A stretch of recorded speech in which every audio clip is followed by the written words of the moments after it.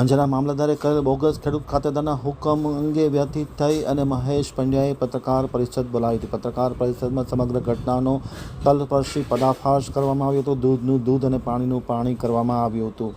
અરજદાર જીલુભાઈ રામભાઈ સોઢિયાની ગત તારીખ 6 ઓગસ્ટ 2024 વાળી અરજી અન્વયે Chitnis to the collector Kutch ભુજનાએ 20/8/2024 વાળા અન્વયે મદદનીશ કલેક્ટર શ્રી અંજાર કચ્છના તારીખ 17/9/2024 વાળા પત્રથી મોજે અંજારસીન તાલુકો અંજારની નોંધ નંબર 6882ની વિગતે દાખલ થયેલ ખાતેદાર કમીબેન ઉર્ફે કમળાબેન રવાભાઈ આહિર તે આ કામના સામેવાળા સામે ગણોતધારાની કલમ 100 તથા 122ની કાર્યવાહી કરવા અત્રેને જણાવતા આ કેસમાં ઉપસ્થિત થયેલ કેસ રજિસ્ટર લઈ ક્રમાંક કેસ 3/2025 ઉપર નોંધવામાં આવેલો હતો.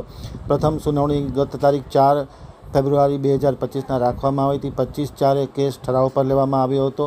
આ કામના મુદતે કામના સામાવાળા વારસપુત્ર ગૌતમભાઈ રવાભાઈ આહિરે હાજર રહી અત્રેની નોટિસનો લેખિત જવાબ આધાર પુરાવા સાથે રજૂ કર્યો હતો. રજૂઆત બાદ આખો આ કેસ ચાલી જતા ખાસ કરીને અંજારના મામલતદારે જે હુકમ કર્યો છે હુકમમાં સામાવાળાના હુકમમાં જણાવેલ કે વિવરણ નજરે મૂળથી ગુજરાત રાજ્યના ખેડૂત ખાતેદાર હોવાનું પ્રસ્થાપિત થતું ન હોય ગણોતધારાની કલમ 122 તળે બિન ખેડૂત જાહેર કરવાનો હુકમ કરવામાં આવ્યો છે અને આ હુકમની પક્ષકારો તથા તલાટી સહકમ મંત્રી અંજાર સીમ અંજારવાળાને જાણ પણ કરવામાં આવી. આ બાબતે એક પત્રકાર પરિષદનું આયોજન કરવામાં આવ્યું હતું. પત્રકાર પરિષદમાં ખાસ કરીને મહેશ પંડ્યાએ સમગ્ર ઘટનાનો પર્દાફાશ કર્યો હતો અને પર્દાફાશ બાદ ખાસ કરીને જે વિગતો પ્રાપ્ત થઈ છે એ વિગતો અનુસાર તેમને પત્રકાર પરિષદ બોલાવવામાં આવી હતી અને પત્રકાર પરિષદમાં માહિતી આપવામાં આવી હતી. માહિતી અનુસાર તેમણે જણાવ્યું હતું કે મામલતદાર અંજાર દ્વારા બોગસ ખેડૂત ખાતેદારના હુકમની જે કોપીઓ છે તે વિસ્તૃત માહિતી આપવામાં આવી હતી અને આ હુકમ ગેરમાર્ગે દોરનારો હોવાનું તેમણે જણાવ્યું હતું. હવે જોઈએ તેમની મુલાકાતના પ્રસ્તુત અંશો. કુમાર મોહનલાલ, અંજાર રહેવાસી. આજે જે પ્રેસ કોન્ફરન્સ કરવામાં આવી છે તો એ કઈ બાબતમાં છે ને શું છે એની વિગત? આજે જે પ્રેસ કોન્ફરન્સ કરવામાં આવી છે એ મામલતદાર સાહેબનો હુકમ છે કે ખેડૂત ખાતેદાર ખોટા છે એનો હુકમ કરવામાં આવેલો છે. તો મામલતદાર સાહેબનો જે હુકમ છે એ બરાબર છે પણ ખરેખર એમના જે વારસો છે ખરેખર એ પણ હુકમના આધારે ખોટા ઠેરવા જોઈએ કારણ કે એ લોકોના નામે બધી જમીન ટ્રાન્સફર થયેલી છે. મામલતદારશ્રીએ જે હુકમ કરેલો છે એ ક્યારે કરેલો છે? એ હમણાં થયો છે 14 તારીખની આજુબાજુમાં થયો છે. એ લોકોને મામલતદારે ખોટા ઠેરાવ્યા છે. આ મામલતદાર સાહેબ ખેડૂત ખોટા ઠેરવાયા છે.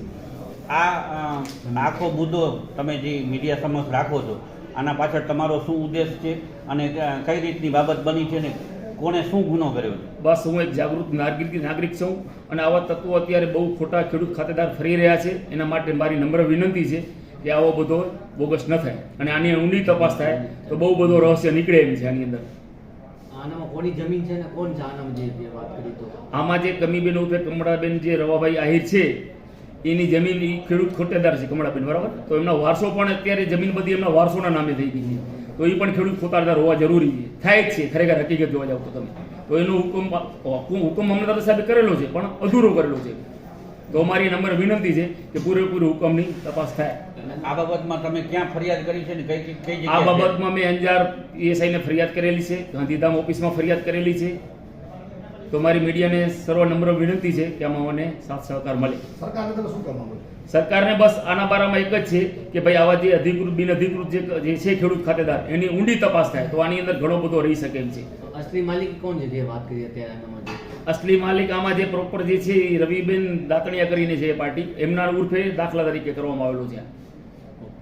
એમના આગળથી જમીન લીધી છે એટલે મતલબ એ બારામાં કમળાબેન છે એ ખેડૂત ખાતેદાર ખોટા છે એ નોંધ બીજી બોલે છે. ત્યાં જે નોંધ રજૂ કરી છે કઈ નંદુ કરે છે બેને જે રજૂ કરી છે અલગ છે અને નોંધ જે હું અહીં પ્રોપર એ નોંધ અલગ બોલે છે ત્યાં એટલે ત્યાંથી જ પ્રોપર થાય છે ત્યાં ખોટા છે. મામલતદાર સાહેબે પોતે જ હુકમ કરેલો છે. ઓકે બોલો.